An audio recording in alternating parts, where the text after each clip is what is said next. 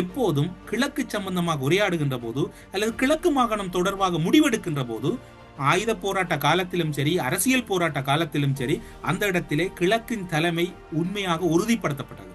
அமரர் சம்பந்தன் அவர்களின் காலத்திலே பல பேச்சுக்கள் இடம்பெறுகின்ற போது கிழக்கு மாகாணத்தை பிரதிநிதித்துவப்படுத்தி அமரர் பொன் செல்வராஜா அந்த இடத்தில் இருந்திருக்கின்றார். முன்னாள் பொதுச் செயலாளர் துரைராஜசிங்கம் இருந்திருக்கின்றார். இப்போது துரைராஜசிங்கம் இருக்கின்றார், அவரும் கலந்து கொள்கிறார் என்றால் அவர் இப்போது சுமந்திரனின் ஒரு எடுபடியாகத்தான் அங்கு செல்கிறாரே ஒழிய கிழக்கு மக்கள் அல்லது மட்டக்களப்பு மக்களின் மனங்களை பிரதிநிதித்துவப்படுத்தி அல்லது பிரதிபலிக்கக்கூடிய வகையில் அவர் இல்லை என்கின்ற கருத்து முன்வைக்கப்படுகிறது.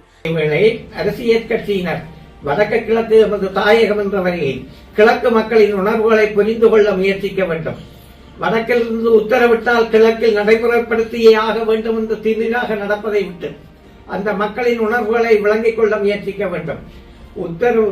உத்தரவுக்கு அந்த மண்ணில் வரவேற்பு கிடைக்காவிட்டால் தாறுமாறாக முடிவெடுக்க தயங்க மாட்டேன் என்று திமிராக செயற்படும் சுமந்திரனின் செயற்பாட்டுக்கு கடிவாளம் போட முனையாததை சிவிகே மீது வடகிழக்கு மக்கள் சீற்றமடைய காரணம் என்ற உண்மையை அவர் புரிந்து கொள்ள முயற்சிக்க வேண்டும். கல்முனை பிரதேச செயலக விவகாரத்தில் சுமந்திரன் ஆடிய திருக்கூத்துகளால் தான் அடுத்து இடம்பெற்ற தேர்தலில் தமிழ் பிரதிநிதித்துவத்தை இழக்க நேர்ந்தது என்பதையும் சுட்டிக்காட்டுகிறோம்.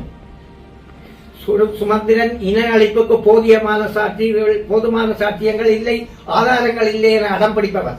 இன அழிப்பு இடம்பெற்றது என வடக்கு மாகாண சபையில் ஏகமனதாக தீர்மானம் நிறைவேற்றப்பட்டதை தொடர்ந்து தமது சிங்கள எசமானர்களை திருப்திப்படுத்த அவர் ஆடிய ஆட்டங்களை முதுமை காரணமாக சிவிகே மறந்துவிட்டார் போல இருக்கிறது. அதனால் தான் மிக திமிருடன் மோசமான முடிவுகளை சுமந்திரன் எடுக்கிற போது மௌனமாக சிவிகே அங்கீகரிக்கிறார் போல இருக்கிறது. உதாரணத்துக்கு காரதீவு பிரதேச சபையை சுட்டிக்காட்டலாம்.